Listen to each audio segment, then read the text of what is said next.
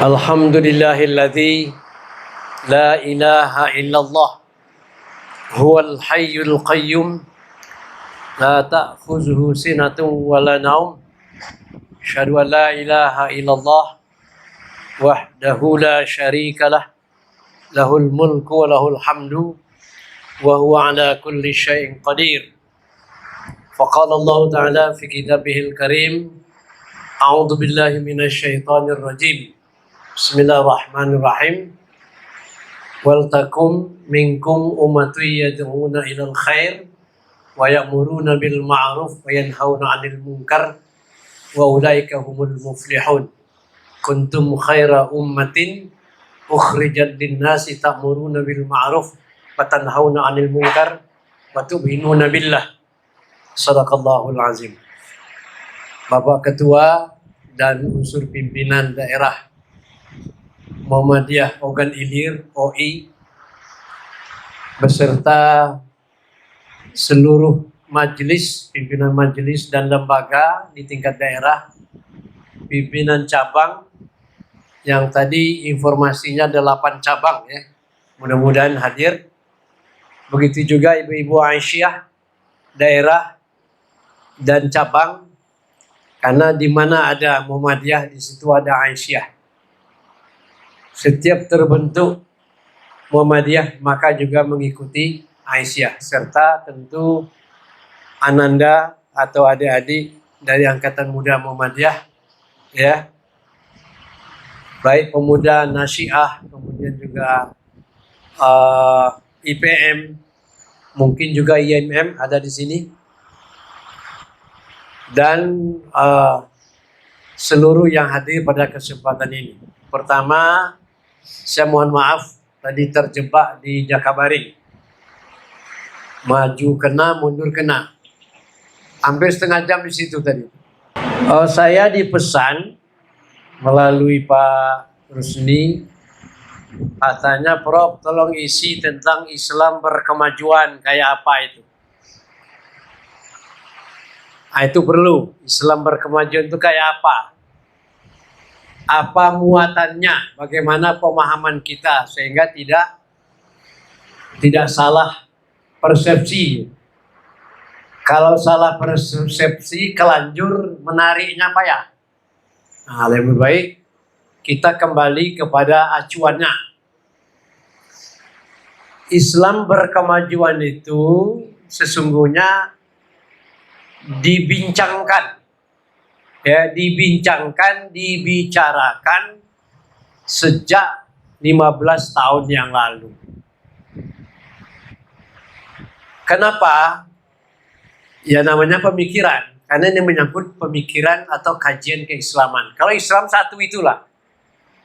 Islam tetap Islam sejak hadir di muka bumi dibawa oleh Nabi besar Muhammad SAW, yang Allah katakan wa ma arsalnaka illa rahmatan lil alamin innad dina 'indallahil Islam. Islam itulah. Tetapi Islam ini berjalan berhadapan dengan situasi dan keadaan serta tempat yang berbeda, serta perkembangan peradaban yang juga berbeda. Nah, jadi pemahaman Islam ada namanya pemahaman keislaman. Islam ada namanya pemikiran Islam. Nah, pemahaman dan pemikiran itu sangat erat kaitannya dengan konteks. Konteks hubungannya dengan waktu dan situasi yang sedang dihadapi. Kalau masa Nabi memahami Islam itu sederhana saja. Kalau tidak paham langsung tanya Nabi. Nah, setelah Nabi wafat, nah baru para ulama pewaris Nabi, al ulama warasatul anbiya. Ulama itu pewaris tugas Nabi. Dari situlah Islam mulai dipahami, dirumuskan, didefinisikan, berangkat dari sumbernya yaitu Al-Quran dan Sunnah. Nah, dalam memahami itu pasti terkait dengan situasi, terkait dengan orang yang memahami, terkait dengan perubahan tempat. Kalau ketika di Arab ya sesama orang Arab paham. Tetapi ketika Islam itu keluar dari Jazirah Arab berhadapan dengan berbagai hal. Tidak usah jauh-jauh, dalam 1 abad pertama, kalau istilah Pak Sudarta ini, baca Quran itu sudah mulai beda-beda. Ada yang suaranya ke dalam. Orang Mesir itu kalau ngomong agak di leher suaranya itu. Huruf Qaf jadi huruf Ga. Atau Jim jadi huruf Ga. Jamal Abdul Nasir, Gamal Abdul Nasir. Ada yang A, Fathah. Kemudian nyerempet O. Fathah nyerempet E. Wadduha. Wadduha. Wadduhain. Nah, itu bahasa Tanjung Raja itu. Nah jadi ini abad pertama itu soal baca. Belum lagi pemaknaan lafaz-lafaznya. Nah oleh karena itu, ya kita singkatkan saja, Islam ini sudah melintasi 14 abad. Hitungan kasar. Hitungan kasar. Sebab tahun hijrah itu setelah 10 tahun Islam datang. Ya, tahun hijrah, tahun hijriah dimulai ketika hijrah ke Madinah, kota Yasrib. Nah, itu dihitung menjadi kalender Islam. Nama-nama bulan itu sudah lama ada. Nah, kalau dihitung 29 30 29 30. Nah, ada yang salah hitung. 30 berturut-turut untuk istiqmal bulan, ya lah. Contohnya bulan haji. Nah, itulah dia. Pokoknya genapkan Zulhijjah 30. Nah, jadi itu perbedaan-perbedaan. Nah, oleh karena itu kita langsung ke Muhammadiyah. Muhammadiyah lahir setelah melintasi 1 abad. Nah, jadi Muhammadiyah ini disebut dengan gerakan dakwah amar ma'ruf nahi mungkar dan tajdid. Jadi arti tajdid itu Pak Darta. Dari bahasa Arab itu. Tajdid, jaddada, yujaddidu, tajdid. Memperbaharui.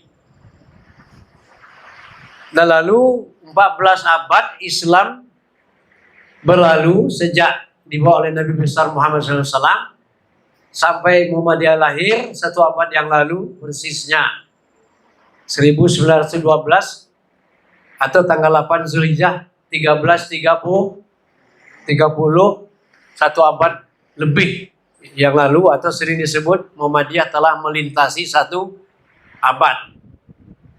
Kalau tahun hijrah 1 abad 14 tahun ya.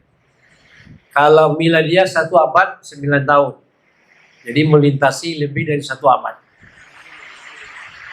Nah, Muhammadiyah mengatakan dalam pandangan pemikiran keagamaan yang lahir 14 abad yang lalu itu, sebelum Muhammadiyah lahir atau ketika Muhammadiyah lahir, Islam ini beda-beda. Kata yang satu ini lain. Atau terpengaruh oleh mazhab. Mazhab fikih itu jumlahnya yang hidup di masyarakat sekarang ini lebih dari 6 mazhab. Itu yang kasar-kasar. Mazhab yang 4. Tambah mazhab Zohiri. Mazhab Zohiri itu yang kasar, yang jelas-jelas baik. Yang tidak jelas, tidak usah diomongi. Yang tidak disebut oleh Al-Quran, tidak usah diomongi. Itu juga hadis ke Zahiri. Ada lagi mazhab Syi'i, mazhab Syiah. Mazhab Syiah itu beberapa sekte. Sekte itu pecahan-pecahannya. Nah, jadi itu fikih. Ada lagi mazhab kalam, ilmu kalam. Asalnya ilmu tauhid, benarlah itu. Nah, kemudian karena persoalan ketuhanan itu sering diperdebatkan, Apalagi berkaitan dengan ayat-ayat mutasyabihat. Ayat-ayat mutasyabihat itu ungkapan-ungkapan kalimat yang sepertinya mirip-mirip. Allah bersemayam di atas aras. Aras itu di mana? Aras itu singgasana. Singgasana itu biasanya kalau kerajaan di mana? Tahta ya. Allah itu bersemayam di atas tahta. Kalau tahta itu ada tempat duduk. Kalau raja itu tempat duduknya dibuat dari kursi namanya.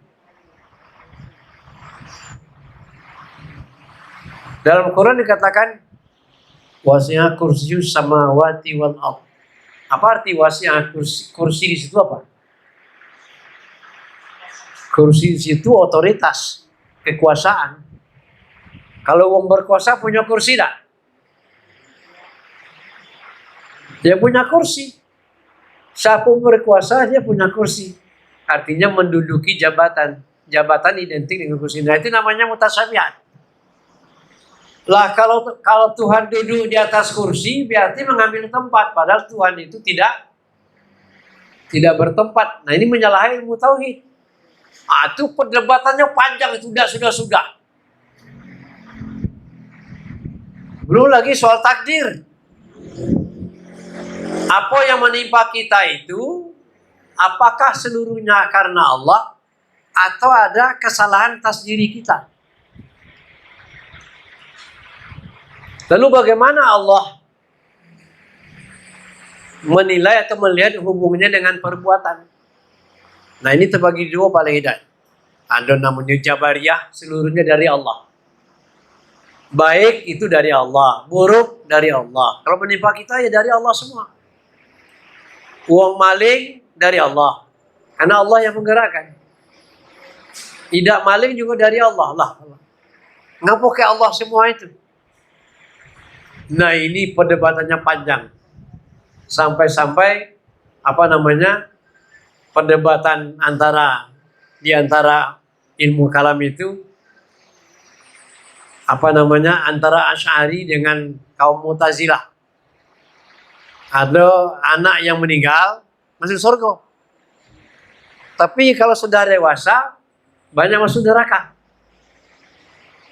Lah kalau macam itu ngapu aku tidak ninggal waktu kecil baik masuk surga?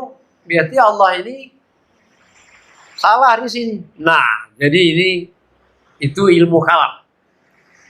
Paling tidak ada 3 atau 4 mazhab di situ. Belum lagi tasawuf.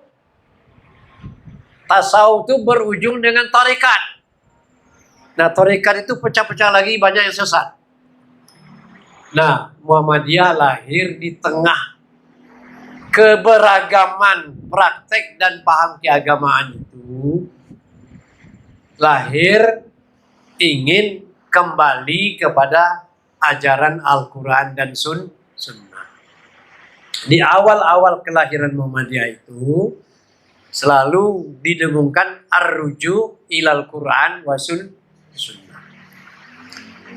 Jadi menyangkut tentang ibadah-ibadah mahdhah, ibadah-ibadah pokok yang sudah pasti waktu pelaksanaannya, tata caranya, kaifiyahnya, bacaannya, nah itu harus merujuk kepada Al-Quran atau Sunnah dan ittiba kepada para sahabat yang 4.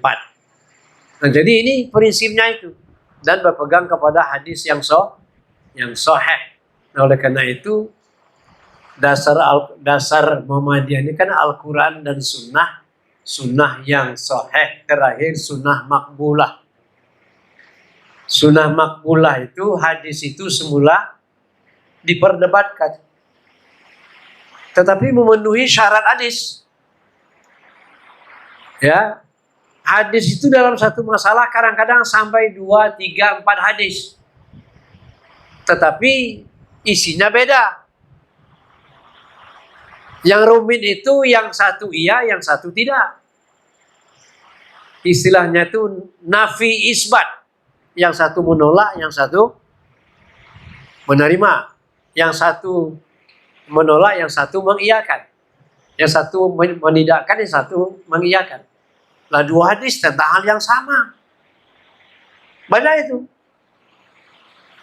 Nah belum lagi yang lain. Nah di tengah keberbedaan yang umat sangat bergantung kepada kekuatan mazhab itu, nah Muhammadiyah ingin mengembalikan ajaran Islam kepada Al-Quran dan Sunnah bagaimana sebenarnya.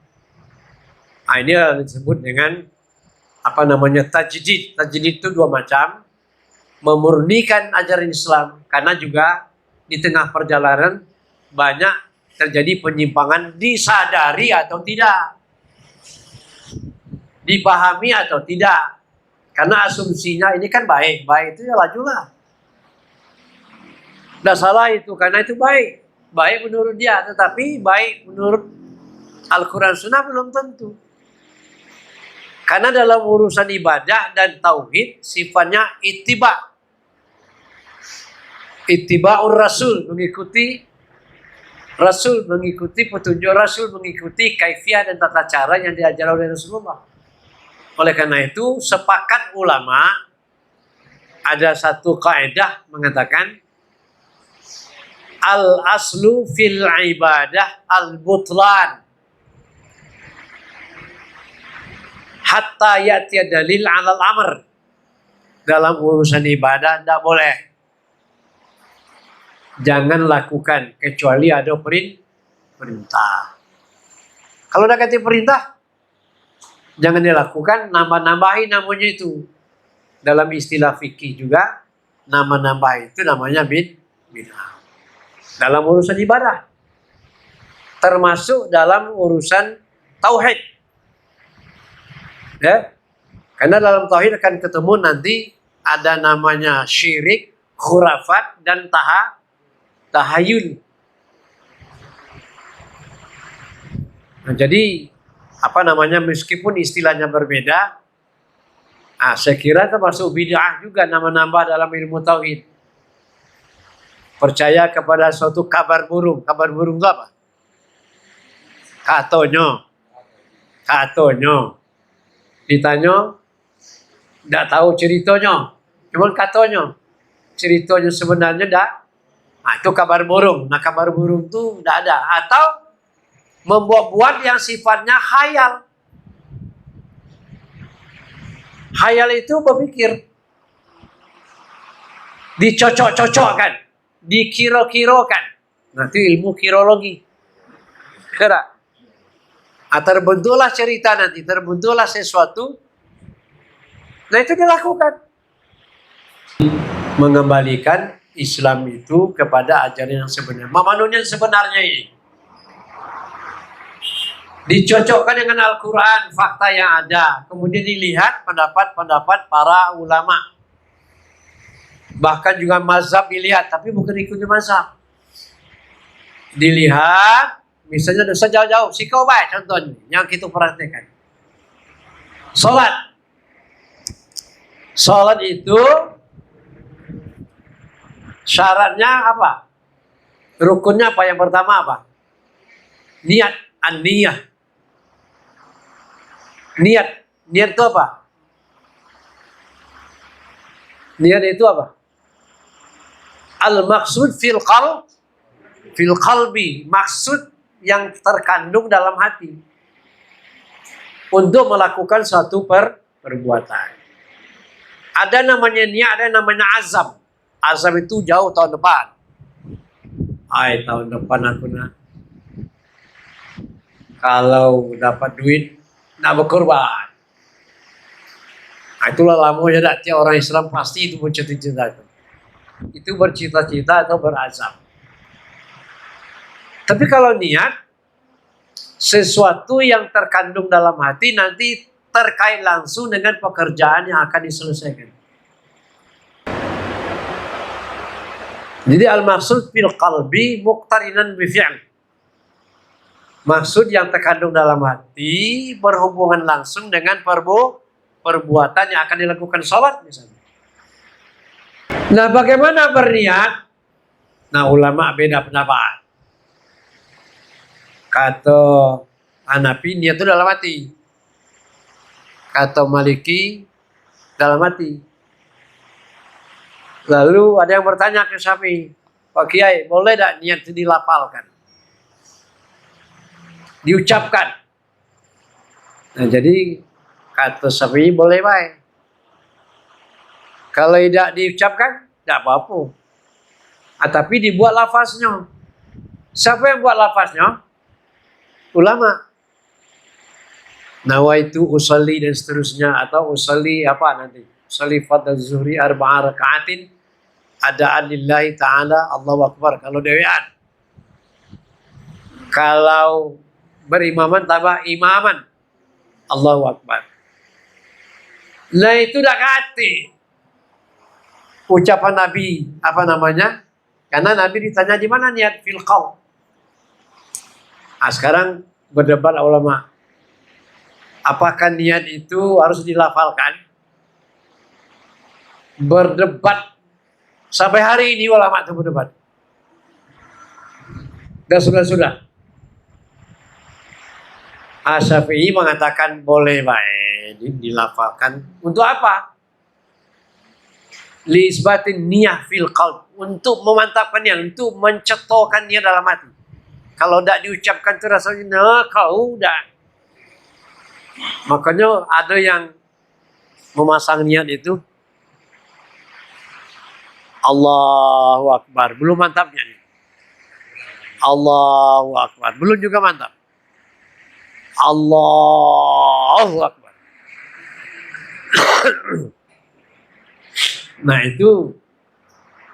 Nah, melafazkan niat itu tidak menjadi syarat dalam sholat.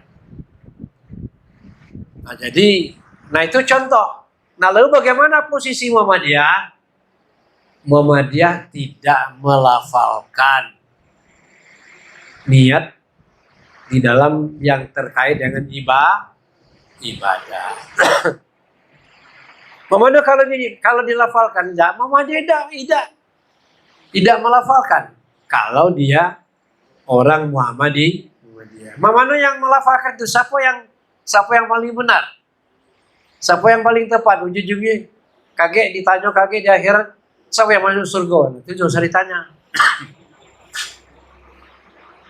Pokoknya kita ittiba'ur rasul. Ya, abana itu dalam urusan ibadah termasuk bacaan-bacaan. Itu rukun salat itu beda-beda. Ada yang 13, umumnya Syafi'i 13. Kalau Hanafi 17. Bisa dilihat nanti di buku Wahbah Zuhaili. Al-Fiqh Islami wa Adillatuh. Itu yang paling bagus buku perbandingan ya. Jadi Syafi'i rukun 13. Tahunya kita Indonesia rukun salat itu berapa? 13. Dari siapa itu? Syafi'i. Ngapa? Karena mazhab Syafi'i lebih duluan masuk ke Indonesia. Dan orang-orang Syafi'i ini pintar, dia pintar bikin lembaga pendidikan. Setiap ustaz, setiap guru wajib mandiri, mendirikan pesantren, dan dia konsisten dengan gurunya. Istilahnya bersanad. Kalau tidak menyebut guru itu sepertinya dosa ya. Tidak boleh Pak. Kecuali sudah dapat ijazah ya dah. Nah kau boleh mandiri kayak orang sufi ya dah. Jadi kembali tadi itu diantaranya. Begitu juga persoalan-persoalan lain. Tajdid mengembalikan, memurnikan ajaran Islam kepada ajaran sebenarnya, atau paling tidak sesuai dengan praktek sahabat-sahabat yang terpercaya. Lalu yang kedua, tajdid adalah menyesuaikan ajaran Islam, maksudnya hasil pemikiran Islam dengan perkembangan modern dan menjawab persoalan-persoalan modern karena kemajuan ilmu pengetahuan. Abad modern itu kapan? 1800 sampai sekarang. Itu sudah 2 abad lebih. 209 tahun ya. 222 tahun, 223 tahun. 2 abad lebih. Hampir 2 abad seperempat. Itu abad modern. Abad modern itu maju, lebih maju, super maju. Jadi modern, postmodern, most modern, paling modern. Modern itu maju, satu yang baru. Nah, sesuatu yang baru itu lebih baru lagi. Terutama terasa terkait dengan di bidang kemajuan di bidang teknologi komunikasi, IT. Teknologi komunikasi dan informasi itu luar biasa. Dulu tahun 90-an HP itu sebesar betis. Hanya bisa 2. Nelpon langsung, sudah itu SMS. Gak ngerti yang lain.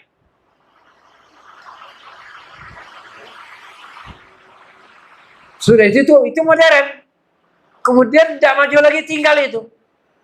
Postmodern, setelah modern. Berkembang lagi. Apa? Ya, telepon langsung. Pakai SMS. Lalu video. Nah, sekarang tidak keluar lagi berapa macam aplikasi itu. Satu HP itu ada 10 macam aplikasinya yang bisa kita gunakan. Terbuka, semi terbuka, rahasia, super rahasia.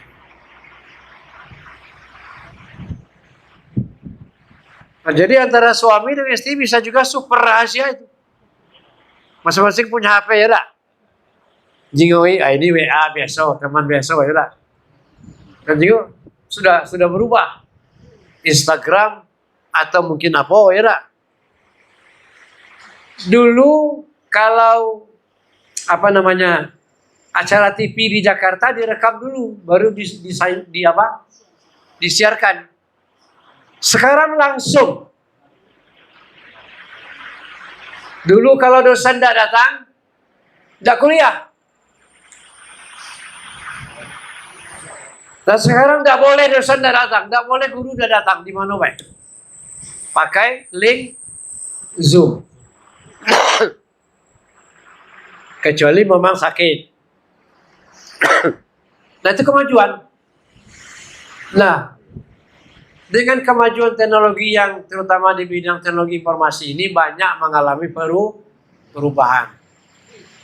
Pemikiran fikih masa lalu harus disesuaikan atau dirubah. Di antaranya salah satu berkaitan dengan transaksi akad. Ulama dalam kitab-kitab fikih yang lama, abad klasik dan pertengahan mengatakan akad itu salah satu syaratnya sah apabila ittihadul majlis. Nah, ini ittihadul majlis. Berada dalam satu ruangan dan bahkan ada saksi. Setelah itu para pihak hadir. Para pihak itu yang akan melaksanakan akad. Kalau tidak hadir salah satu orang atau dia diwakilkan, tapi ada yang tidak baca diwakilkan. Itu dulu. Nah, kalau sekarang Bapak Ibu itu sudah menjadi praktek, walaupun sampai sekarang masih diperdebatkan dan satu sudah menyetujui. Ibu kan beli barang lewat Shopee. Shopee itu apa? Transaksi online. Ya. Ada istilahnya COD. Apa itu COD? COD dan pay later. COD itu cash on delivery. Cash on delivery. Bayar ketika diantar sampai di tangan. Nah, ini bayar. Ada lagi istilah lain, pay later. Pay bayar, later belakang. Nah, sebenarnya ada itu dalam teori fikih namanya istisna. Ada bayar dulu barangnya kakek. Gawe gitu itu di dusun. Pesan kusen bayar dulu.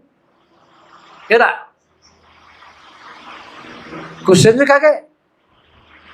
Atau barangnya dulu, duitnya kakek.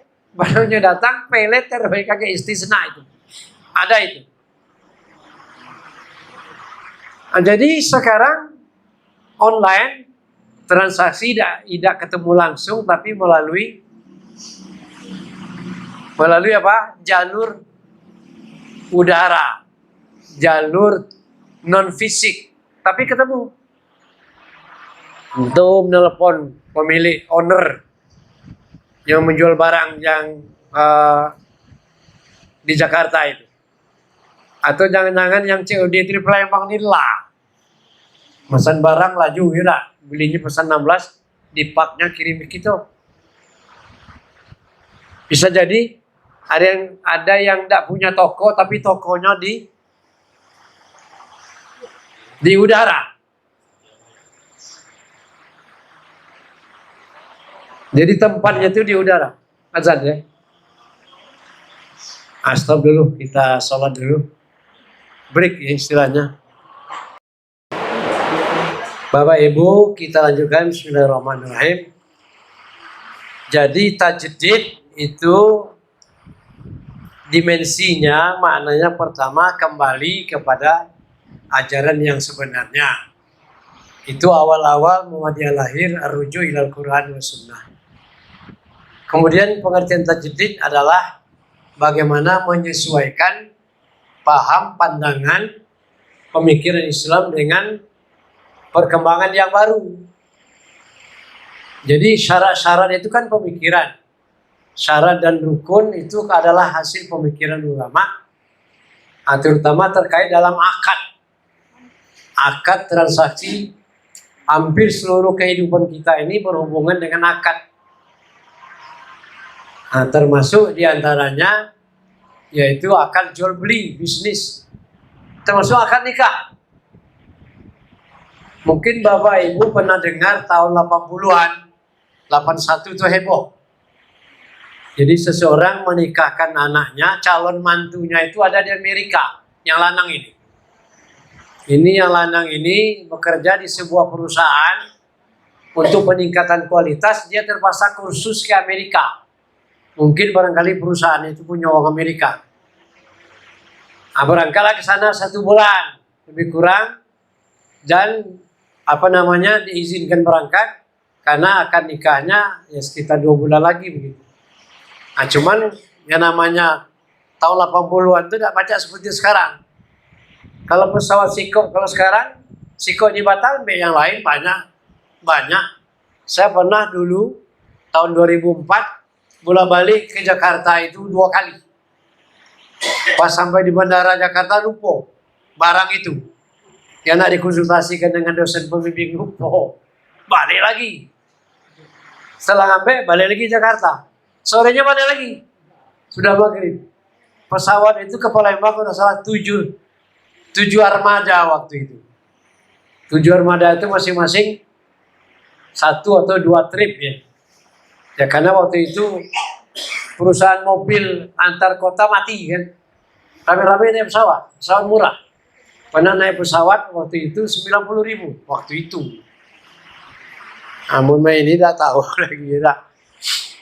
Nah, jadi perkembangan modern itu akibat kemajuan ilmu pengetahuan memudahkan yang jauh jadi dekat, yang berat jadi ringan. Yang sulit otak dapat mikir dibantu oleh komputer. Dan bahkan sekarang artificial intelligence. Alat, mesin lebih pintar dari kita. Cuman tidak berpikir, tidak punya perasaan. Tidak punya perasaan, tidak punya hati. Tapi itulah kalau gitu cepatlah dia udah gitu. Malah ada yang nikah dengan artificial intelligence, dengan boneka. Nah, jadi kemajuan itu, lalu Muhammadiyah juga tergerak untuk itu. Nah, boleh tak akan nikah walinya di Malaysia misalnya, anak perempuannya di Indonesia, boleh tak?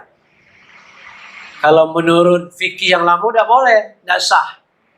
Tapi kalau sekarang boleh dan sah. Asal betul-betul bisa dipastikan timbal balik dan ada saksi timbal balik, ya sah. Kenapa? Karena tuntutan situasi kalau tidak macam itu ketinggalan dalam berbagai lapangan. Orang sekarang konferensi, ya, berjanji jarak jauh, sah. Nah, jadi itu perkembangan. Nah, oleh karena itu Muhammadiyah dalam perjalanannya lebih dari 1 abad lalu merubah metode atau membuat metode baru dalam pemahaman keislaman, karena memang sekitar 20 tahun yang lalu dirasakan Muhammadiyah ini mulai mandek berpikirnya itu. Kalah berpikirnya itu, kemajuannya dibanding kawan sebelah. Siapa tuh kawan sebelah itu? Ya, sebelah menyebelah kita, mungkin NU atau bukan NU, tapi yang bukan kita. Jadi cara orang berpikir itu lebih cepat mengimbangi kemajuan ilmu. Muhammadiyah tidak boleh benci sama ilmu, Muhammadiyah juga mendukung ilmu. Oleh karena itu Muhammadiyah menggulirkan satu cara untuk memahami Islam itu, apa yang disebut dengan Islam berkemajuan. Kalau bahasa Arabnya al-Islamut taqadumi. Al-Islamut taqadumi, atau orang Malaysia menyebutnya al-Islamul hadari. Hadari itu hadir, selalu hadir.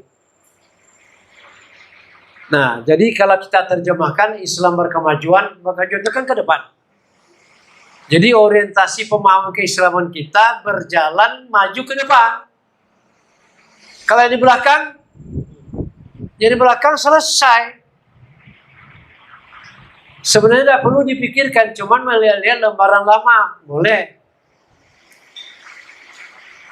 Oleh karena itu, ke depan itu Islam itu menampung berbagai hal yang baru dan hal yang belum terjadi atau tidak ada jawabannya dalam Al-Quran dan Sunnah. Nah, ini tidak mudah ini. Kerja keras, berpikir keras, menggunakan kemampuan ilmu dan kecerdasan dari berbagai cabang ilmu. Kadang-kadang kita kaget-kaget. Tidak usah jauh-jauh, tahun 70-an, 80-an terkait dengan inseminasi buatan. Bayi tabung. Lah, uji kita bersama pula bayi dalam tabung. Ya kalau kita dah tahu ilmunya tuh. Oh, ternyata pembuahan tidak dijalankan atau tidak berlaku sebagaimana biasanya. Pembuahan tidak terjadi secara manual, tetapi dibantu dengan bantuan teknologi dan ahli di bidang biologi. Oh, ternyata pembuahan ovum dan sperma itu bisa dilakukan di luar. Tidak selalu pembuahan itu terjadi melalui hubungan suami istri. Bisa dibantu pakai alat. Itu namanya inseminasi buatan. Itu diantara contoh. Nah, terjadilah bayi tabung. Kalau dia sudah terjadi pembuahan, ditaruh dalam tabung dulu sementara beberapa waktu, kemudian baru dipindahkan ke dinding rahim pemiliknya. Hati-hati jangan pindah ke pemilik rahim yang lain. Namanya itu apa? Donor rahim, pinjam rahim. Apakah bisa? Bisa. Nah, itu menimbulkan problem. Bagaimana kalau titip ke rahim wanita lain, bukan kepada istri? Nah, bayi tabung kalau dari suami istri yang sah, maka sah dia. Tapi kalau dia nitip kepada wanita lain, boleh tak? Tidak boleh. Ya tak? Karena bukan haknya, bukan miliknya. Apa ada yang seperti itu? Oh, banyak. Di Amerika, di Eropa banyak wanita tidak mau punya anak, tapi tidak mau melahirkan sendiri.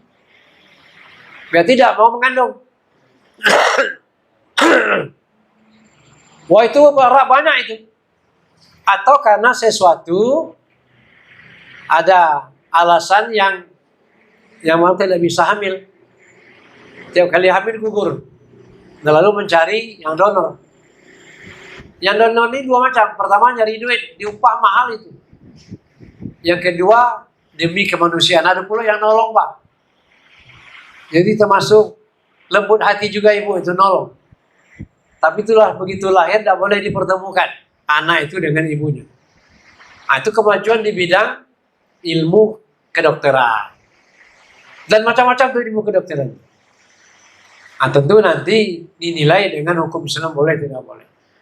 Nah, termasuk yang terakhir kemajuan di bidang transaksi tadi itu, di bidang bisnis dalam ekonomi syariah itu dipelajari. Yang transaksi berbagai macam transaksi. Karena itu memberikan. Yang terakhir adalah Bitcoin, cryptocurrency, transaksi tidak butuh lagi duit cash itu yang dalam bentuk apa? Yang tunai itu tidak perlu lagi. Dan biasa itu terjadi para pengusaha di luar negeri, di Amerika, 2 orang, 3 orang, 5 orang, 6 orang. Nah, tapi ini belum diadopsi menjadi satu kegiatan yang legal dalam sistem ekonomi. Karena pada dasarnya orang transaksi itu kan berdua. Pergi ke warung Bapak Ibu, beli rokok, beli apa, selesai. Tidak perlu diawasi itu. Nah, tapi kalau melibatkan orang banyak lah sudah berbentuk investasi. Lah kalau kita naruh duit di di Bitcoin yang disepakati, lalu ada yang mudi ke siapa yang tanggung jawab? Siapa yang jamin? Kalau bank ada jaminan. Nah, jadi itu kemajuan. Nah, boleh apa enggak itu? Di ATM. ATM itu transaksi dengan siapa? Coba. Ya bela dia itu setiap hari, tiap saat. Yang namanya duit siapa? Duit kita. Bukan duit siapa-siapa. Kalau tak ada duit situ, tak ada kalau duit itu keluar. Nah, ini kemajuan ilmu pengetahuan. Nah, Muhammadiyah mengikuti itu. Nah, oleh karena itu, bagaimana merubah perilaku sikap kita bahwa Islam itu harus mengikuti perkembangan situasi, sebab nanti bisa out of date, ketinggalan. Hanya berhenti lagi ketemu Muhammadiyah, dia tinggal tidak cocok lagi, tinggal ke kawan. Nah, inilah Muhammadiyah mengikuti perkembangan zaman dan merubah, ya. Yang tajdid itu sudah agak jarang didengar sekarang. Berkembang Islam berkemajuan itu 15 tahun yang lalu diputuskan konsep awalnya di Muktamar Ujung Pandang dan disahkan setelah dikaji secara mendalam dalam Muktamar Solo, dan konsepnya itu ada dalam nanti tanfis keputusan Muktamar ke-48 Muhammadiyah tahun 2022 di Solo. Nah, di sini ada konsepnya itu supaya tidak salah. Ya. Di sini digambarkan Islam berkemajuan itu mulai dari pendahuluan, ya. Pohon pendahuluan itu menggambarkan pentingnya muatan atau melihat Islam berkemajuan itu. Kenapa? Islam itu artinya memang maju. Kalau kita lihat pecahan kata Islam itu dari salimah. Salimah itu selamat, sejahtera. Dan Islam juga itu artinya berkembang, meningkat. Meningkat itu artinya maju, bukan menurun. Misalnya ditemukan kata sulam. Sulam itu tangga. Tangga. Jadi Islam itu ibaratnya tangga juga. Tahap orang yang menjadi takwa itu apa? Bertahap, ya. Bertahap akhirnya sampai kepada puncak. Nah, jadi Islam berkemajuan itu pertama menggambarkan karakteristik Islam berkemajuan. Karakteristik Islam berkemajuan itu artinya meningkat, berkembang sesuai dengan situasi dan keadaan yang dihadapi. Dengan kata lain, tidak boleh ada satu persoalan pun yang tidak ada jawabnya. Jadi dikatakan Islam itu sempurna, artinya segala sesuatu pasti ada jawabannya. Saya ada punya satu buku di program pasca sarjana, itu namanya kajian Islam komprehensif. Kompre itu artinya menyeluruh. Jadi apa saja ada kaitannya dengan Islam. Tidak ada persoalan yang tidak terkait dengan Islam. Nah, tugas Muhammadiyah adalah mencari hubungan dan mencari kaitannya itu melalui ijtihad. Jadi di Muhammadiyah Majelis Tarjih tugasnya itu adalah selalu menampung, melihat, menerima, dan bahkan langsung menangani sendiri persoalan-persoalan baru akibat perkembangan ilmu pengetahuan dan teknologi, atau disebut dengan persoalan-persoalan modern. Nah, jadi ada yang kaget-kaget itu menghadapi persoalan modern itu, macam-macam yang muncul. Tinggal lagi nanti boleh atau tidak boleh. Hukum dasarnya sudah ada, hukum taklifi sudah ada. Apa itu hukum taklifi? Hukum-hukum yang dibebankan kepada setiap pribadi muslim yang sudah mukallaf, wajib, sunat, haram, makruh, mubah. Kapan itu wajib? Kapan itu sunat? Apa saja objeknya? Kapan itu haram? Apa itu yang haram? Di mana saja haram? Dan bagaimana menghadapi situasi yang paling sulit? Kemudian apa yang makruh? Apa yang mubah? Itulah hukum yang mengikat aktivitas perbuatan manusia. Kita melakukan kegiatan haram atau halal ini? Oh, halal, laju. Haram atau apa ini? Haram atau makruh atau syubhat? Oh, syubhat, nanti dulu teliti. Kalau sudah diteliti, oh ini boleh, berarti mubah. Oh ini jangan, berbahaya, bisa haram. Oleh karena itu banyak membaca, banyak bertanya. Nah lalu itu karakteristik ya Islam berkemajuan. Nah, jadi karakteristik Islam berkemajuan itu orientasinya ke masa depan dan mampu menampung, memberikan jawaban atas persoalan-persoalan yang baru melalui kegiatan ijtihad. Dalam Muhammadiyah siapa itu? Majelis Tarjih. Dalam waktu dekat insya Allah kita akan melaksanakan semacam penataran tarjih seperti yang lalu. Kebetulan saya wakil ketua bidang tarjih. Kemudian landasan Islam berkemajuan. Landasan Islam berkemajuan itu ada 5. Yang pertama berlandaskan atau berazaskan tauhid. Landasan Islam berkemajuan itu tauhid. Dalam bahasa Arabnya al-mabni ala tauhid. Landasan itu tempat berpijak atau tempat menginjakkan kaki, landasan. Tauhid jadi dalam rangka mengesahkan Allah. Ya. Allahu la ilaha illa huwal hayyul qayyum. Dan seterusnya. Baqarah 255. Yang kedua, bersumber kepada Al-Quran dan Sunnah. Ar-ruju' ila Al-Quran Sunnah. Jadi sumber ajaran Islam itu sebenarnya 2. Al-Quran dan Sunnah. Bagaimana yang lain? Ijma', qiyas dan saudaranya itu itu bukan sumber, tetapi media, alat, atau semacam kaidah. Karena landasannya Al-Quran Sunnah. Jadi selain Al-Quran Sunnah itu adalah media, yaitu ijtihad. Oleh karena itu, pernah dengar dialog Nabi dengan Muaz? Insya Allah kalau dari UIN pasti tahu, atau di Muhammadiyah pasti tahu itu. Muaz ini suatu ketika sahabat Nabi masih muda, umur 20-an lah, energik, dapat tugas ke negeri Yaman untuk berdakwah, ngajari orang di sana pada masa Nabi. Nah, tapi sebelum berangkat, anak muda ini ditanya oleh Nabi, Muaz, kalau kau sampai di negeri Yaman nanti kau ditanya orang tentang qadha. Qadha itu hukum. Bagaimana kau putuskan? Anak muda ini Muaz ini berpikir sejenak langsung menjawab, "Aqdi bi kitabillah." Saya putuskan dengan kitab Allah. Fa in lam tajid, kata Nabi. Kalau tidak temu, qala, dia jawab, Fabi sunnati Rasulillah.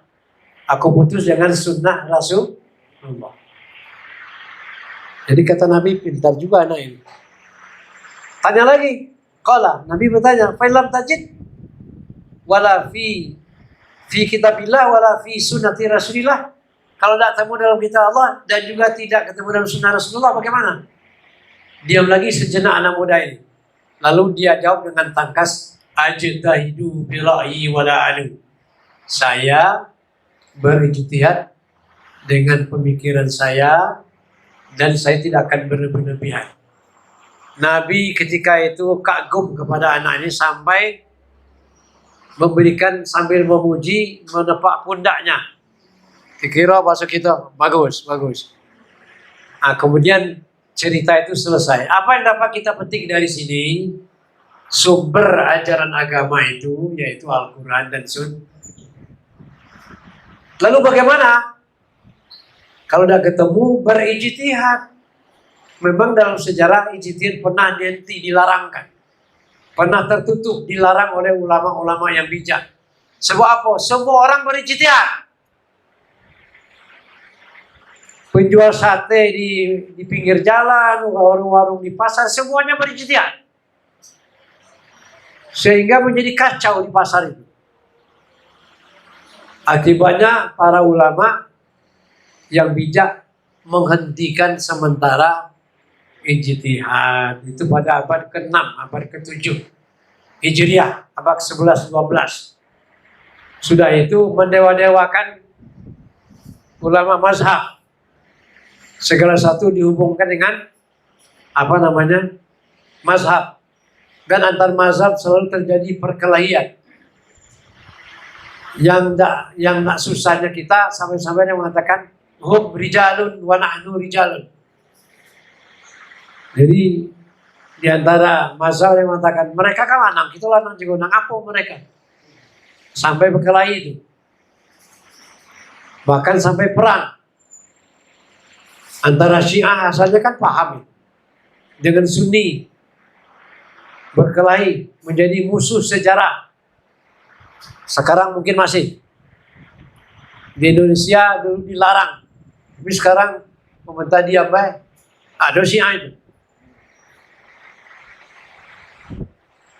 Malah muncullah sebuah negara Syiah modern. Ya, Syiah modern lebih modern dari kita. Saking hebatnya itu modernnya. Nah, jadi Bapak Ibu yang saya hormati, ini perkembangan yang terjadi. Nah, oleh karena itu Muhammadiyah sebagai sebagai organisasi dasar atau landasan sumber pembentukan pemahaman Islam berkemajuan itu kembali kepada Al-Quran dan Sunnah, lalu ijtihad. Nah, ijtihad itu apa medianya, alatnya apa, perangkatnya apa? Ada 8 macam itu. Pertama, ijma. Kedua, qiyas. Ketiga, maslahat mursalah. Keempat, istihsan. Kelima, saduz zari'ah. Ketujuh, al-uruf. Kedelapan, apalagi itu? Istishab. Nah, sampai itu akal. Ya. Dan ini dalam prakteknya dipakai oleh Muhammadiyah. Tentang kemaslahatan, teori kemaslahatan. Seluruh aturan Al-Quran, maqasidus syariahnya itu untuk kemaslahatan. Karena dalam putusan tarjih dalam masalah 5 terkait dengan definisi agama dan syariat, itu disebutkan di situ. Ma huwa din atau ad-dinul Islam, ad-dinul Islami wa ma syara'ahu Allahu ala anbiya'ihi minal awamiri wan nawahi wal irsyadati. Apa itu agama? Yaitu agama Islam, yaitu apa-apa yang disyariatkan, apa-apa yang ditetapkan Allah melalui para nabinya, ya, mulai Nabi Adam sampai Nabi Muhammad, berkaitan dengan apa? Minal awamir, segala macam bentuk perintah dalam Al-Quran dan Sunnah. Wan nawahi, segala macam bentuk larangan. Wal irsyadati, petunjuk-petunjuk, mau'izah, tamsil kepada manusia dalam rangka untuk kebajikan, kesuksesan manusia hidup di dunia sampai ke hidup akhirat. Nah, itu agama. Nah, jadi ijma, qiyas, banyak sekali itu produk qiyas. Istilah saya ini bahasa saja, jangan salah paham. Perangkat atau media qiyas itu perpanjangan tangan Tuhan untuk menjangkau hal-hal yang tidak disebut di dalam Al-Quran atau hadis untuk disahkan hukumnya. Bagaimana caranya? Memberlakukan hukum dasar dalam Al-Quran kepada persoalan-persoalan yang tidak disebutkan secara harfiah, tetapi terdapat kesamaan fungsi atau kesamaan illat. Samoda gandum dengan kopi, samoda gandum dengan jagung. Nah, samo itu macam-macam. Samoda gandum dengan getah para, dengan kelapa sawit, samoda. Nah, samo. Kalau dulu ilatnya makanan pokok yang mengenyangkan. Tetapi kemudian ilatnya berubah oleh Yusuf Qaradawi tahun 50-an. Baru meninggal bapak itu. Seorang ulama besar yang dibenci oleh pemerintah Mesir, lari ke Kuwait. Diberi tempat, disuruh berpikir, nulis. Salah satu bukunya yang terkenal itu sudah diterjemahkan, Fikih Zakat. Tebal ini lah.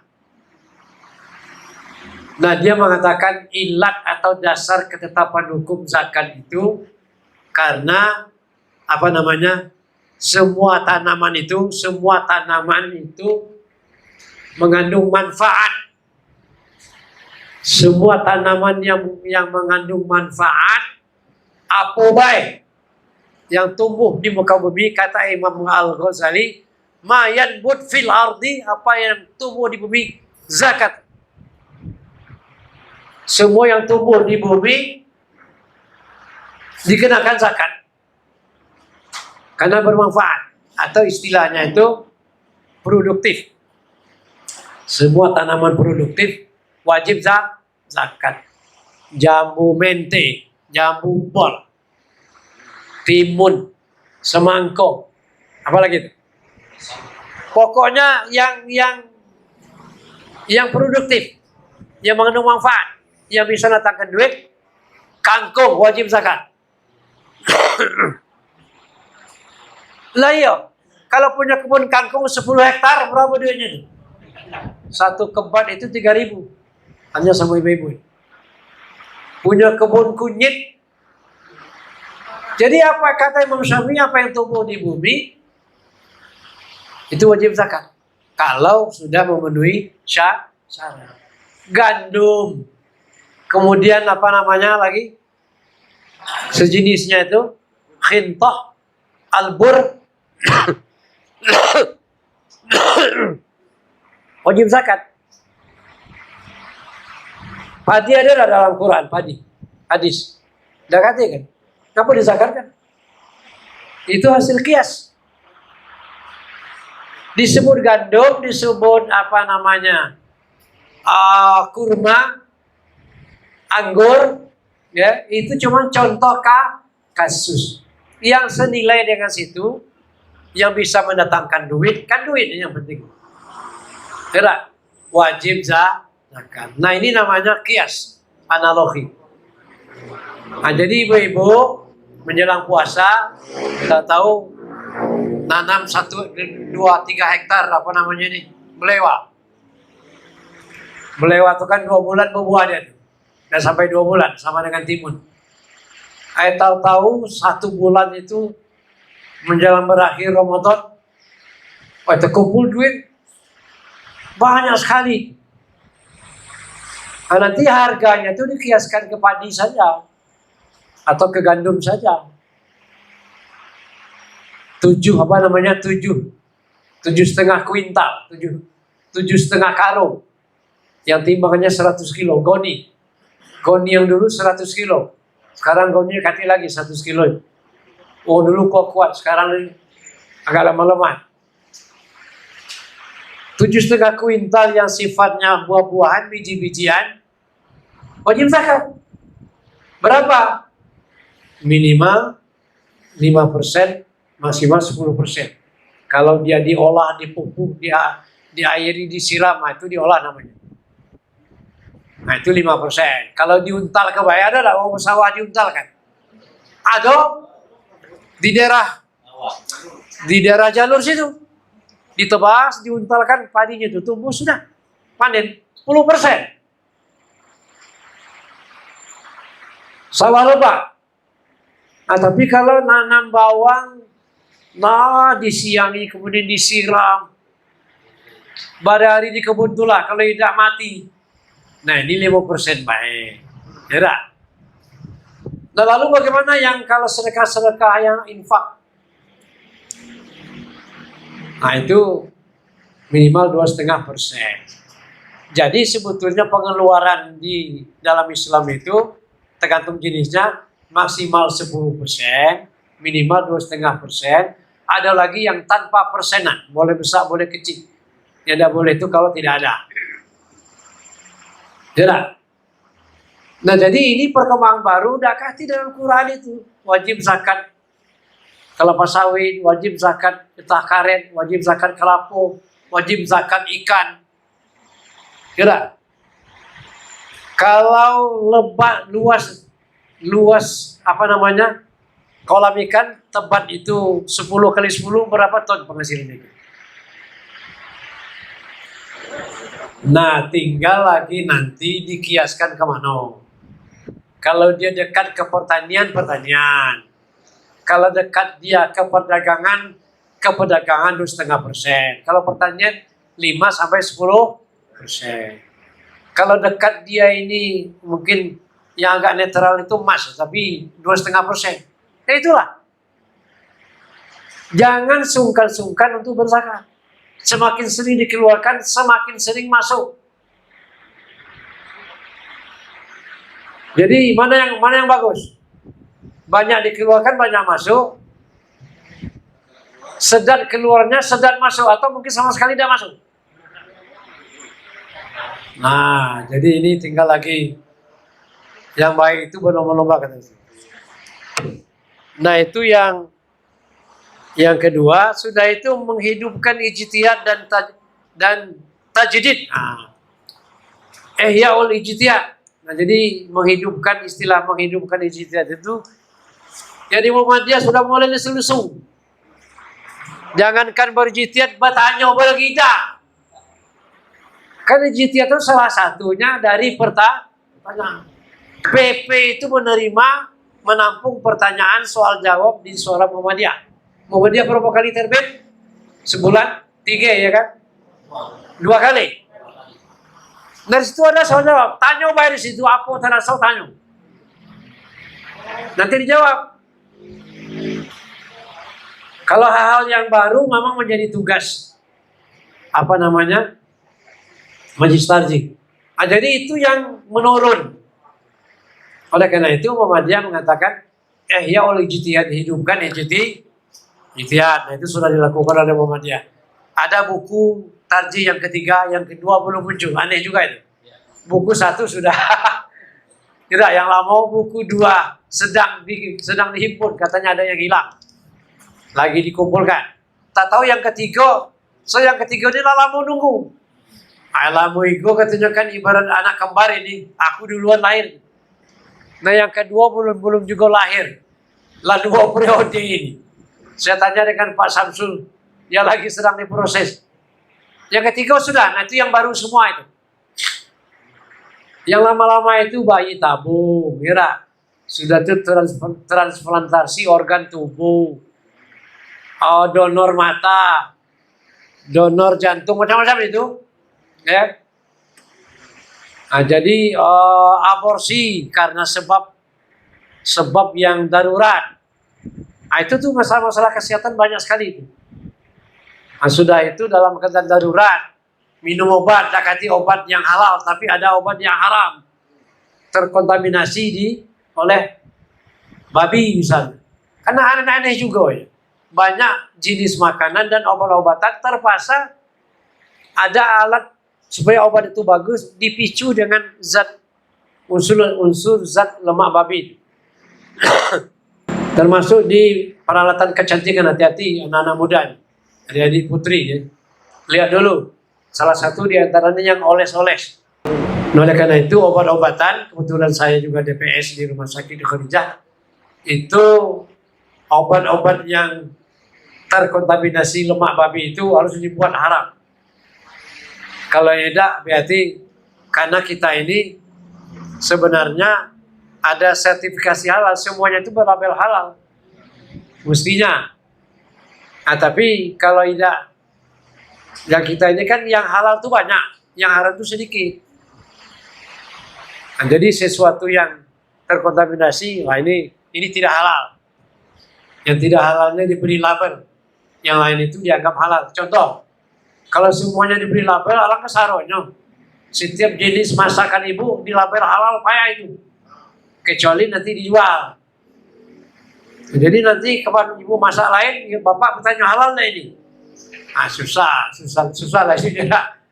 Nah, kita ini masyarakat Muslim, insya Allah aktivitas ibu-ibu dalam masak itu, ya pastilah halal. Karena tidak melakukan itu, termasuk alat, ya, alat yang dipakai terkontaminasi atau tidak. Nah, jadi itu kemudian ijtihad berkelanjutan, ijtihad tidak boleh berhenti, harus terus. Oleh karena itu menjadi tugas Muhammadiyah menyiapkan tenaga-tenaga ahli untuk itu. Ada satu dari Oki ini anak Pak Musakir, ada Pak Musakir, si Rafiq ya, Muhammad Rafiq, sekolah ke Amerika, dari Mualimin sekolah ke Mesir, tak tahu ke Amerika, akhirnya sekolah politik lagi. Tidak tahu saya, si Rafiq, baru pintar anak. Dia ditarjih ya. Bahasa Arab narapas, bahasa Inggris sama lagi. Coba sesekali diundang nanti sih. Itu seumur dengan anak saya nomor 2, umur 36 tahun. Sudah doktor. Mengajar di UMY, dosen tetap di situ. Tidak balik lagi muda ini. Aku anak dulu di Jogja, tidak balik lagi. Siko di UAD, Siko di Universitas Negeri, istrinya di UIN. Tidak balik lagi, mau mana lagi katanya. Padahal cuma jalan-jalan asalnya. Nah, tapi biarlah, sekarang anak ini kan tidak usah dilarang Pak, mau kuliah ke luar negeri, laju. Karena anak itu rupanya kalau dia sudah dewasa bekerja bukan milik kita lagi. Atau bukan milik kita, baik milik orang lain juga, milik masyarakat, apalagi dalam organisasi. Oke. Selanjutnya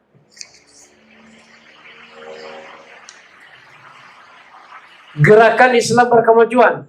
Ternyata gerakan Islam berkemajuan itu gerakan dakwah. Jadi gerakan dakwah kita tahu artinya gerakan pencerdasan. Dakwah amar ma'ruf nahi mungkar. Dakwah mengajari, mengingatkan, mengajak, memberitahu, mencerdaskan. Memberikan penghayatan. Orang itu diberi penghayatan dulu, pengetahuan, cerdas, baru diajak. Kalau ngajak tapi tidak tahu malah melawannya. Itu namanya dakwah. Jadi dalam artian luas termasuk mencerdaskan. Oleh karena itu ibu-ibu mengajar itu artinya dakwah, mengajarkan yang baik. Pastilah guru mengajarkan yang baik kepada muridnya, mengajarkan ilmu. Wa ya'muruna bil ma'ruf, amar ma'ruf, menyuruh, kata dasarnya menyuruh yang ma'ruf, yang benar, menganjurkan, mendorong, memotivasi,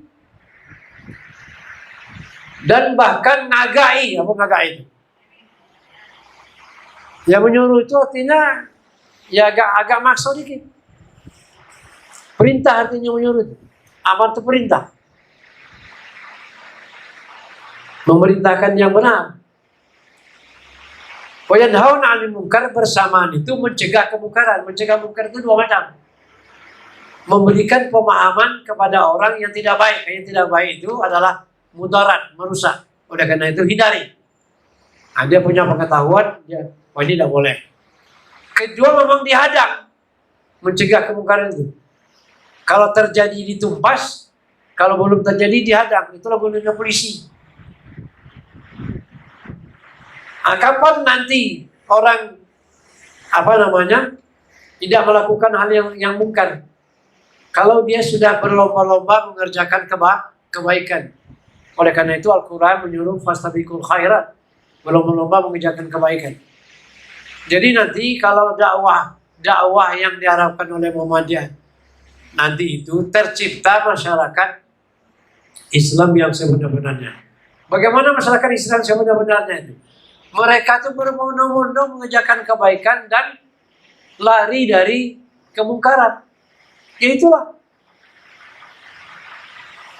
Jadi kuntum khaira ummatin ukhrijat lin-nasi ta'muruna bil ma'ruf wa tanhauna 'anil munkar wa tu'minuna billah. Jadi kata Allah, kamu, maksudnya umat Islam, adalah umat yang terbaik. Di mana umat yang terbaik itu dihadirkan oleh Allah di tengah-tengah pentas kehidupan ini. Mudah-mudahan itu Muhammadiyah. Mudah-mudahan. Ya.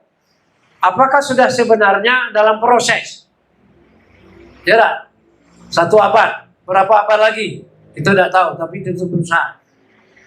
Segala hajat dan kebutuhan kita, apa yang menjadi hajat kehidupan? Rupanya hajat kehidupan ini lapangannya luas. Yang baru terpenuhi bidang pendidikan, bidang kesehatan sudah mulai, bidang ekonomi juga sudah mulai, bidang pembinaan remaja pemuda itu ada tempatnya, ada pemuda, ada IPM, ada IMM, ada nasiah, apalagi ada tapak suci. Nah, ini wadah-wadah pembinaan. Nah, kita selalu menaburkan kebaikan. Pengurus Muhammadiyah itu berperiode-periode tidak pernah minta gaji. Tidak pernah minta gaji. Tidak ada gajinya itu. Gajinya pahala. Kalaupun ada diberi, itu bukan gaji, diberi untuk kegiatan. Kau bisa jalan, di mana itu? Orang menjadi heran. Baca itu ada komentar oleh siapa itu. Muhammadiyah ini sekarang organisasi yang hebat.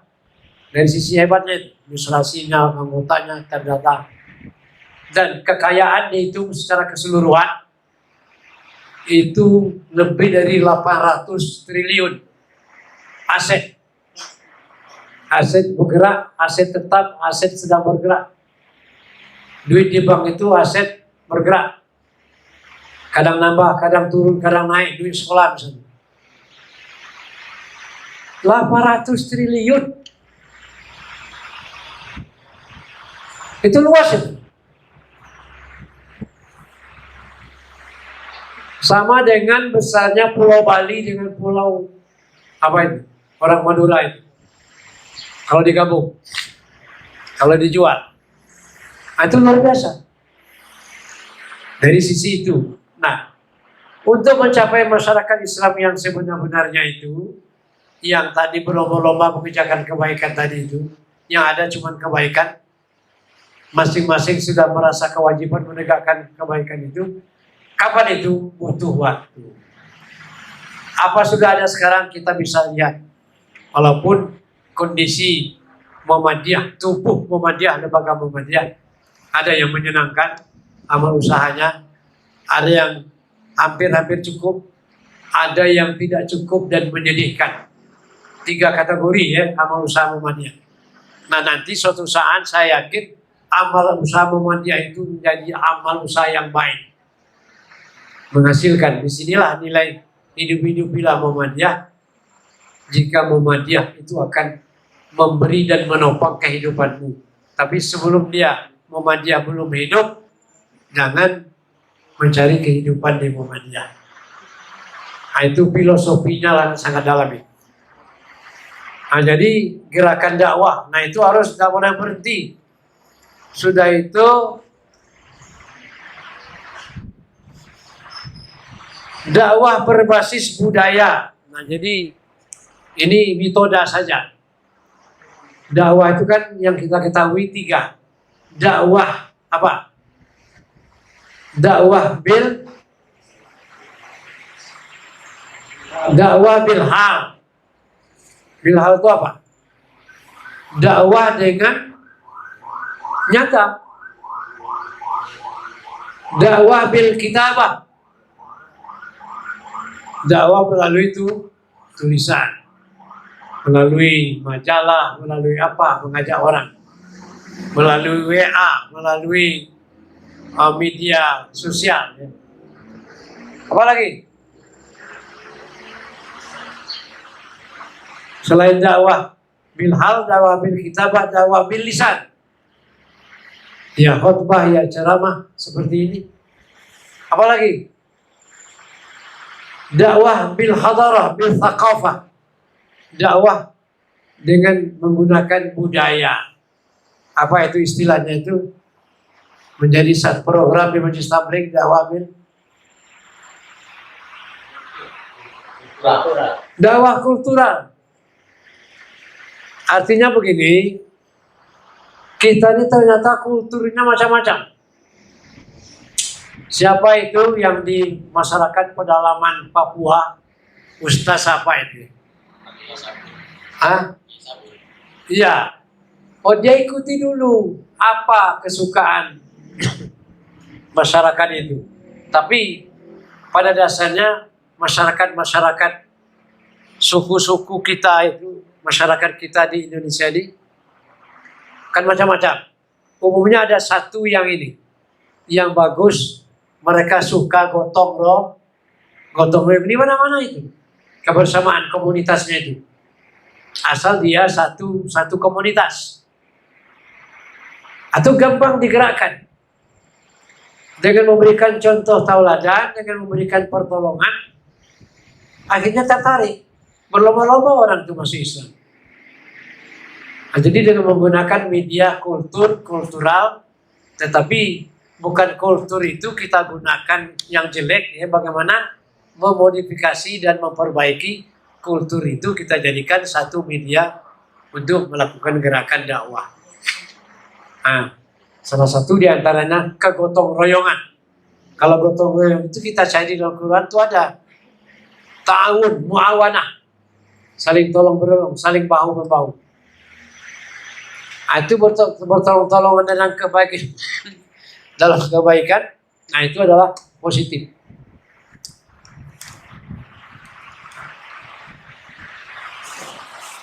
Terus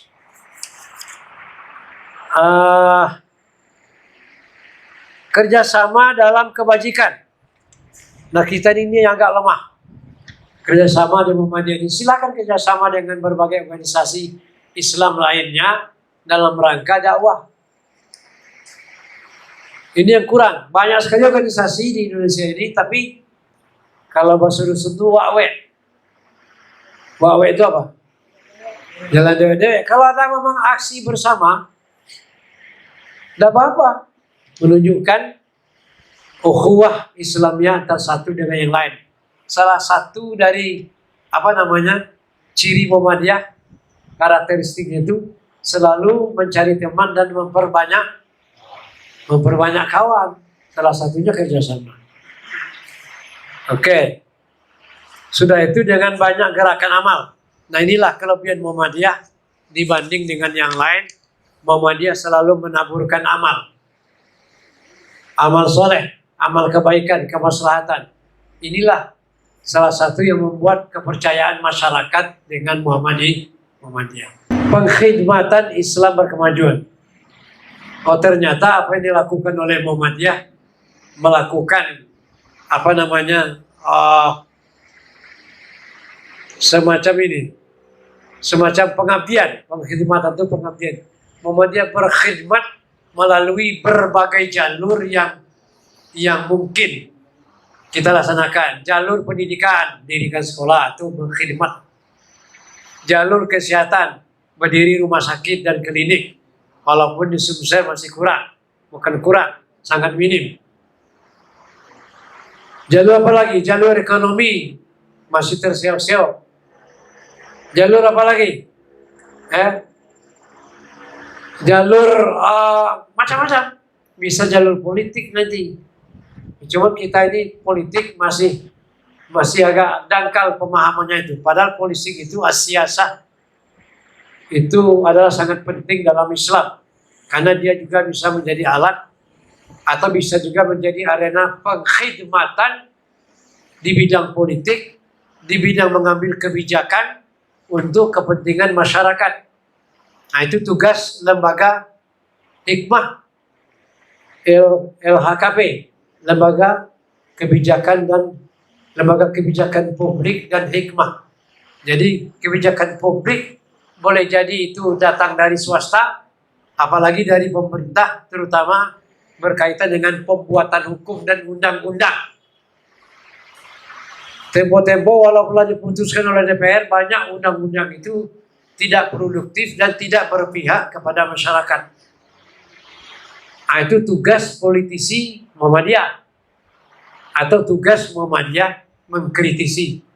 Itu sudah berapa kali itu dilakukan oleh Pak D. Samsudin ketika menjadi ketua. Banyak undang-undang yang disoroti dan diantaranya ada yang diperhatikan, ada yang dicuekin macam-macam. Ya namanya begitu. Ada yang terpenuhi, ada yang setengah terpenuhi, ada yang tidak. Tapi kita tidak boleh putus asa. Nah, jadi itu pengkhidmatan. Artinya Islam berkemajuan itu mendorong umatnya, terutama umat Muhammadiyah, untuk berkhidmat dalam berbagai jalur yang mungkin ditempuh. Dan itu mesti diprogramkan dalam Muhammadiyah. Nah, jadi Islam berkemajuan itu adalah paham keislaman yang kita anut dan kita yakini, yang berorientasi mampu menjawab tantangan zaman dari masa ke masa. Tidak ada istilahnya tidak ada, selalu ada jawaban. Nah, inilah disebut dengan Islam berkemajuan. Memang sesuatu yang baru, tetapi dirumuskan dan diangkat dari percikan-percikan pemikiran, mulai dari pemikiran Ahmad Dahlan sampai kepada perkembangan pemikiran terakhir ini. Nanti coba dibaca. Saya pikir pimpinan daerah wajib memiliki ini, minta ke PP. Nah, tapi ini kalau mau dipaksa saya meminta ini, saya kasihkan. Tapi kalau tidak dipaksa, saya bawa balik. Ada. Nah, kalau ada, alhamdulillah. Nah, nanti dikaji, nanti poin-poinnya itu, nah, sehingga punya pengetahuan. Ya. Punya pengetahuan tentang ini. Ini acuan umum dalam rangka mengembangkan program kita di daerah. Sesuai dengan kondisi di OI. Tidak usah sesuai dengan kondisi Sesumsel. Di OI baik. Nah, misalnya mengembangkan di bidang ekonomi. Apa yang paling banyak di sini? Diolah uang. Ikan ya. Peternak ikan. Ya. Apalagi sayur mayur misal. Nah, tentu di Muhammadiyah memang dari dulu kalau gerakan ekonomi itu bersifat organisasi dan kolektif. Nah, jadi inilah diantaranya beberapa poin terkait dengan Islam berkemajuan itu. Karena Islam itu sesuai dengan keyakinan kita, al-Islam ya'nu wa la yu'la alaih. Ini diperdebatkan apa hadis atau bukan. Kalau Suhudi Ismail, seorang ahli hadis, mengatakan itu bukan hadis, paling-paling itu athar. Jadi al-Islamu ya'nu wa la yu'la alaih. Kalau esensinya betul. Islam itu tinggi, mulia. Tidak ada yang melebihi Islam. Tidak ada. Tidak ada. Dan bahkan kalau dihubungkan dengan ayat, inna dina indallahi Islam. Nah, jadi dalam ayat lain, barang siapa yang mencari selain dari Islam, Allah mengatakan itu, tidak diterima selama-lamanya. Jadi Islam itu luar biasa. Cuma kita belum menemukan hakikat Islam itu secara keseluruhan. Kita baru menemukan yang kasar-kasar baik, yang lemah menurut kita. Islam itu bukan soal lemah dan lemah ya. Bagaimana Islam itu memberikan pelajaran kepada kita dan membentuk perilaku kita agar tetap berjalan pada jalan yang benar. Karena Islam itu juga pada satu sisi disebut dengan syariat. Syariah, jalan yang lurus. Tidak. Dulu Indonesia takut dengar syariah. Kenapa? Sekarang ini serba syariah. Bank syariah, hotel syariah, asuransi syariah, jalan raya syariah, walaupun ada ibu syariah ya. Iya. Syariah itu jalan yang lurus ini. Jalan yang terbentang lurus untuk kita bisa menggapai apa yang menjadi tujuan hidup. Tapi takut dengan syariah. Jadi benar lah, aku setuju kalau disebut bank syariah itu. Walaupun dalam prakteknya bukan syariahnya itu, orangnya belum sungguh-sungguh dalam bersyariah. Contoh ini. Kalau terkena kita, mohon maaf ya, mengajukan pembiayaan untuk beli sebidang tanah. Tapi lah dapat duit, tak ada beli sebidang tanah. Benar tak itu? Tidak beli sebidang tanah. Beli yang lain. Itu tidak kena itu. Lah biarlah katanya, yang penting dibayar tepat waktu. Itu iya. Tetapi dalam akad beli sebidang tanah. Nah kalau tidak mau itu akad murabahah, akad jual beli. Kalau tidak mau akad jual beli, akad multijasa. Mengajukan pembiayaan, bayar uang kuliah anak boleh. Mengajukan pembiayaan untuk mengawinkan anak boleh. Apa lagi? Mengajukan pembiayaan untuk tambah modal boleh. Ada 9 sampai 11 akad pilih. Malah ada akad MQ, Pak, ini tahu nih. Pak Darta ini pengawas syariah ini. Ini ada bisnis cepat kilat. Aku jual HP aku separuh. Aku udah kasih modal, kasih duit. HP ini harganya 20 juta. Misal, aku jual dengan Pak Darta separuh. Tidak, 10 juta. Aku dapat 10 juta. Tapi ini dibayar melalui disewakan kepada aku, yang punya dia disewakan. HP separuh Pak Darta ini aku sewa. Berapa besarnya? Sebesar pengembalian. Dibagi berapa nanti pengembalian yang aku jual tadi itu. Nanti berapa sewanya sesuai dengan berlaku. Kalau kurang tambahi, kalau lebih balik sewanya. Oh lebih 12 juta. Padahal utang aku berapa? 10. Pada tak balik kan? Itu bisnis. Jadi nanti disewa itu namanya MQ, musyarakah mutanakisah. Jadi punya harta bersama, dibayar cicil lama-lama kurang, lama-lama habis. Bayar 1 juta, bayar 2 juta, 10 bulan selesai. HP balik lagi tanpa HP dipegang oleh Pak, tanpa ada pemindahan hak. Tapi ini ada kontradiktif dengan hukum positif. Kalau dijual, ya tak, yang punyanya dembeknya. Harus ada pemindahan hak. Boleh tak itu? Ini namanya dalam dunia bisnis helah. Helah yang maslahat boleh dalam ekonomi syariah. Helah yang mendatangkan masalah-masalah itu. Ya, HP Pak Semarang masih aku pegang. Tidak, mestinya hanya dia baik. Tapi HP pacar dipecah dua. Dipotong pacar. Kalau dipotong buyan namanya. Nah, jadi dosa dipotong. Tapi kan ada kesepakatan. Yo, jadi Pak, data, biarlah HP itu di situ pakailah. Tahu semua tahu, jago barang itu. Jadi nanti apa namanya utang lunas, HP balik. Jadi macam-macam itu. Helah yang maslahat dalam bisnis Islam boleh. Helah yang maslahat. Seelah itu biasanya kan mengelak tugas. Nah, jadi itu. Nah, oleh karena itu, Bapak dan Ibu-ibu yang saya hormati, ekonomi syariah juga berkembang. Nah, dia harus mengikuti itu.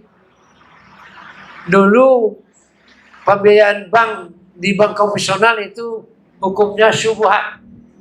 Darurat. Kasih pilihan. Sekarang hukumnya apa? Hukumnya apa sekarang?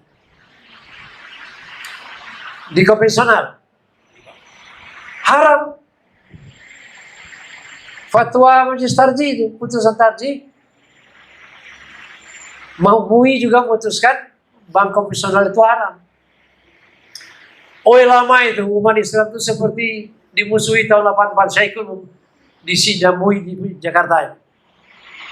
Lama-lama keluar satu aturan, perbankan Indonesia, banking double system. Banking double system. Jadi perbankan dengan dua sistem. Konvensional, syariah, tetapi berkompetisi dan saling mendukung. Nah, sekarang bagaimana kondisi bank syariah setelah dicek secara keseluruhan dibanding dengan bank konvensional, meskipun 3 bank syariah bergabung, dari segi modalnya baru berapa persen, Pak? 12%. 12% duit syariah dibanding dengan duit konvensional yang berapa itu? 88%. Kalau seluruh duit itu. Dikira berapa lama lagi itu jadi sebanding? Ya, sebanding. Tapi jadilah sekarang. Orang sudah mulai, banyak saya lihat di bank Sumsel itu, syariah, Cino laju. Siapa laju, yang penting dia itu lancar, cepat. Seorang dengan bank syariah ini, ada yang maju mundur. Oke. Ada yang mati-matiin syariah itulah, nak mati di mana syariah. Ada yang syariah atau bukan, yang penting lancar. Nah, kita ada prinsip, ya. Ada prinsipnya itu syariah. Nah, cuman kalau kita pembiayaan untuk apa dulu, jelas. Nah, itu yang paling penting. Nah, nanti akad apa yang kita gunakan. Karena di bank syariah itu sifatnya real, bukan abu-abu. Saya kira itu yang dapat saya sampaikan pada kesempatan ini.